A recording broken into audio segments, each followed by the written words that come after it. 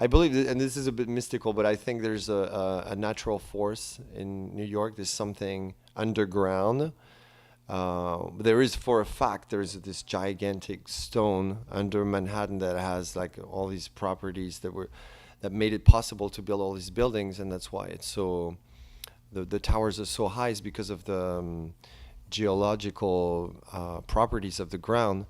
And I think there's a power to it. There's a vibe, spirit to it. Like there's an inspiration there, and somehow Magma was like fed by this energy.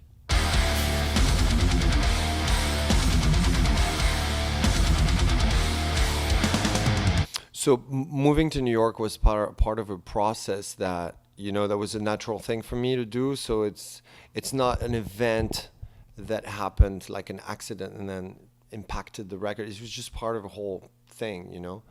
And I've been wanted to live in New York since I'm a kid, and it was finally time for me to move, and I got married, and I had to choose a place for me to raise a family. New York is probably the worst choice because it's the most brutal, most expensive city in the world. But I needed that. I guess I needed that.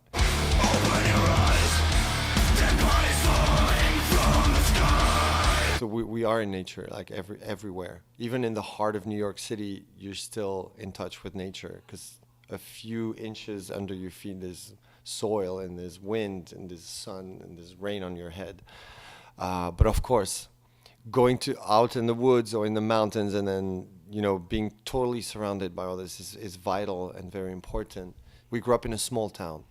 Yes, nature. Yes, countryside. Yes, ocean. But for 30 years or more, we lived in this very, very small town, and we have this kind of international activity, and it was good for us to be in touch with a place where the world meets. It's something. It's something. All these different cultures, encounters, like the subway life, restaurants, bars, and all that. All of that was completely new to us. Not new because we're traveling since a long time now, but living in a place like that was a real experience, very enriching.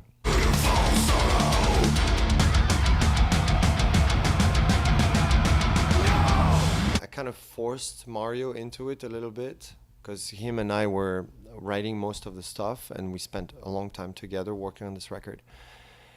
So he was forced to go to New York, and I'm like, I'm sorry, dude. Can you I can come to France? Like, no. I'm coming to New York. You have your studio, and then he came and he enjoyed it very much, and him and his family lived there for a year, and it was really good for us.